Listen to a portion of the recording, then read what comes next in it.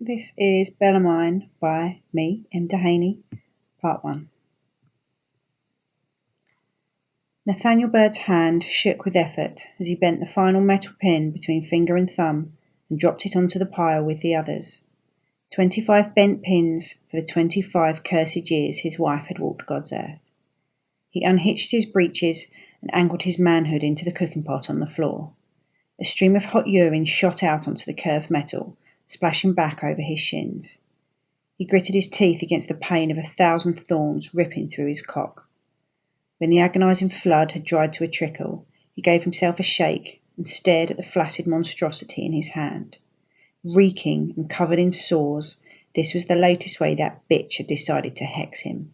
It was punishment for his visits to the local brothel, of course. But what did she expect? If his wife wouldn't perform her sacred duties, what was a man to do?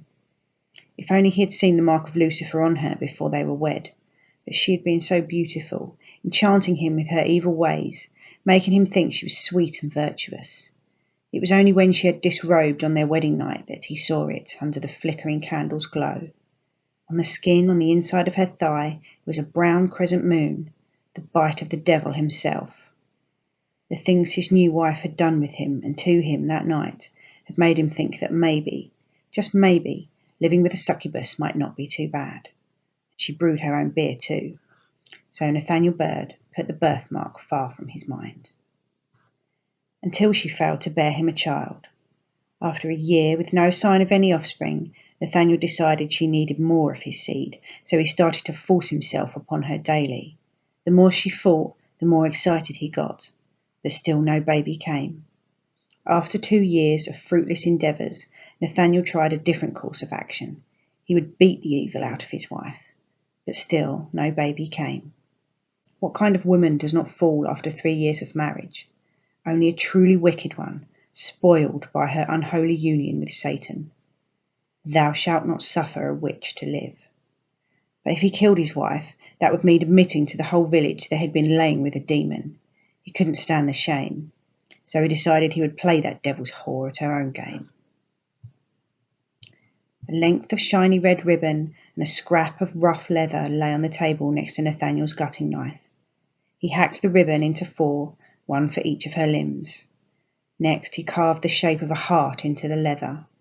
Finally, he dragged the edge of the knife along the pad of his thumb, slicing almost down to the white. A fat glob of blood oozed out, and he let it drip into the pot. With his other hand, he threw in the leather heart and the ribbons. He had paid a pretty penny for that bright scarlet, and he hoped it would be worth it. When he was happy with the amount of blood mingling in with his foamy urine, he unwrapped his thumb tightly with a rag before placing the pot on the fire. He would teach that witch a lesson. Let her be the one who burned when she pissed. Let her flesh be pierced with pins the next time she refused him his right. Let her heart be seized the next time she tried casting a spell on him. Let all her wicked ways come back to her tenfold. While he was waiting for the foul concoction to brew down, Nathaniel opened a bottle of his wife's famous beer and took a swig of the delicious brew. It was supernaturally good, another reason not to kill the bitch. He quickly finished that bottle, and another, and another. All the while the stinking stew bubbled away in the iron pot. Just one more bottle, thought Nathaniel Bird, and then back to the task at hand.